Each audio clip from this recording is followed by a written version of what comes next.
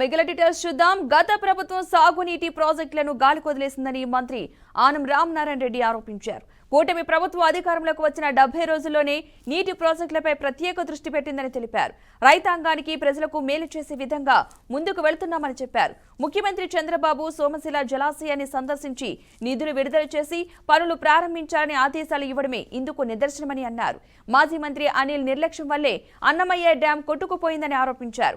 దానివల్ల సోమశిల జలాశయానికి భారీగా వరద నీరు వచ్చి దిగువ ప్రాంతాలన్నీ మునిగిపోయాయని ఆరోపించారు.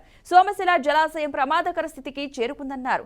ఆలయం కూడా కొట్టుకుపోయిందని, వాటన్నింటినీ కూటమి ప్రభుత్వం త్వరితగతిన నిర్మిస్తుందని వెల్లడించారు. మరోవైపు బ్యారేజీల పేర్లు మార్పుపై మాజీ మంత్రి కాకాణి చేసిన వ్యాఖ్యలు సరైనవి కావని ఖండించారు. గత ప్రభుత్వ హయాంలో యూనివర్సిటీలకు పేర్లు మారుస్తుంటే ఏం చేశారని కాకాణిని మంత్రి ఆనం రామనారాయణ రెడ్డి ప్రశ్నించారు. 51 స్థానాలు గెలిచిన వైఎస్ఆర్ కాంగ్రెస్ పార్టీ ఏ పార్టీ మద్దతు లేకుండా ఒక్కడే ప్రజా మద్దతు కూడగట్టుకొని నేను ఈ రాష్ట్రానికి 30 ఏళ్ల ముఖ్యమంత్రి పదవి ఇచ్చారు నాకు ప్రజలు అని చెప్పినప్పుడు కూడా ఈవీఎంలే బలపరిచాయా నిన్ను?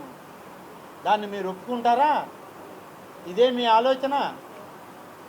రాజ్యాంగబద్ధంగా ఎన్నికైన ప్రభుత్వాల్ని ముందు గౌరవించడం నేర్చుకోవాలి.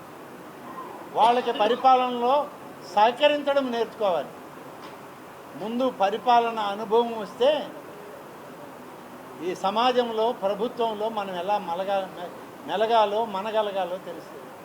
కేవలం తన రాజకీయ ఉనికి కోసం ఇవాళ జగన్మోహన్ రెడ్డి గారి మెప్పు కోసం తమ వైఫల్యాలను కప్పిపుచ్చుకోవడానికి ఇలాంటి ఉపన్యాసాలు పత్రికా ప్రకటనలు ఇచ్చి ఆ జగన్మోహన్ రెడ్డి మళ్ళీ కోపం వస్తే కొడతాడో తిడతాడో ఇసిరేస్తాడో ఆ భయంతో ఇట్లాంటి మాట్లాడుతూ ఉంటారు. కాబట్టి పాపం వాళ్ళు కూడా పాపం వాళ్ళు ఆ పరిస్థితుల్లో ఉండరు. వాళ్ళని గురించి మేము తప్పుగా చెప్పను, కానీ వాళ్ళు కూడా పాపం.